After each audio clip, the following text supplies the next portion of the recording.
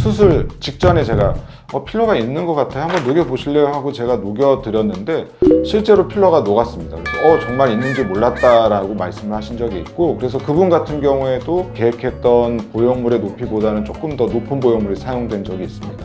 따라서 이제 언제 맞았냐가 중요한 게 아니라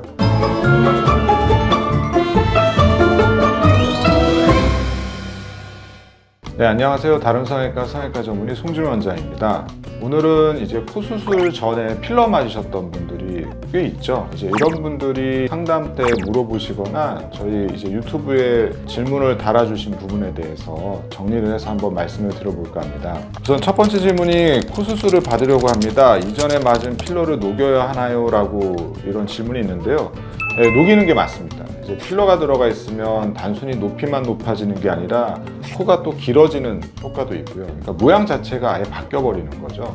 특히 이제 우리가 시간이 지나서 필러가 어느 정도 흡수가 돼도 필러가 제일 많이 남아있는 이 미간, 이 부분을 저희가 이제 시작점이라고 하는데, 이 시작점의 위치나 높이가 바뀌다 보면은 수술의 계획을 세우기가 굉장히 어려워지는 경우가 있습니다. 따라서 수술 전에 원래 코 높이, 모양을 정확하게 환자뿐만 아니라 의료진까지 확실하게 확인을 하고 수술 계획을 세우는 것이 좋기 때문에 필러를 녹이는 것이 맞습니다.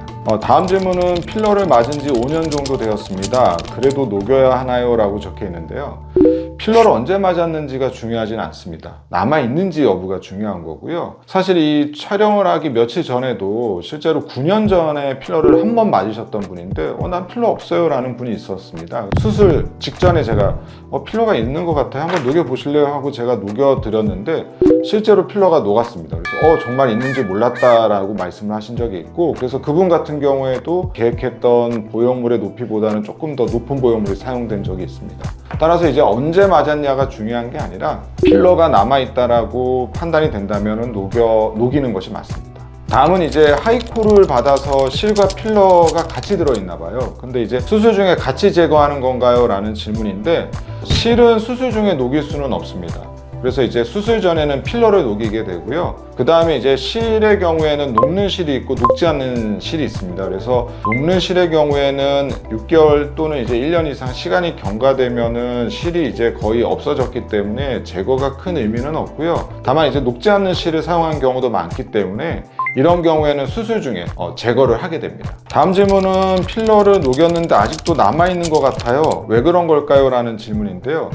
아마 그렇다면 이분은 필러를 한 차례 이상 맞았을 가능성이 많습니다. 그러니까 뭐 2번, 3번 또 뭐 리터치를 하셨다든지, 우리가 이제 필러를 맞으면 필러들이 처음에 맞은 거, 두 번째 맞은 거, 이것들이 다 모여 있을 거라고 생각하는데 다 이렇게 사이좋게 모여 있지 않습니다. 다 따로따로 위치하고 있기 때문에 필러를 어떤 일부는 녹더라도 남아있는 부분들이, 잔존하고 있는 필러들이 있을 수 있습니다. 그래서 실제로도 이제 여러 차례 필러를 맞은 분들은 한 번 녹였을 때 남아있는 경우는 흔히 볼 수 있고요. 이제 이런 경우에는 다시 녹이는 주사를 맞으시거나 그래도 또 남는 분들도 있습니다. 이제 소량 남을 때는 수술 중에 제거를 하게 됩니다. 오늘은 이제 필러와 관련해서 아마 이제 수술 전에 필러 맞으셨던 분들이 꽤 많으니까요. 이제 관련해서 질문들이 좀 꽤 있어서 한번 정리를 해서 말씀을 드렸습니다. 또 이런 질문들을 남겨주시면 제가 다음에 또 정리를 해서 답변을 드리도록 하겠습니다. 지금까지 다른 성형외과 전문의 송진호 원장이었습니다. 감사합니다.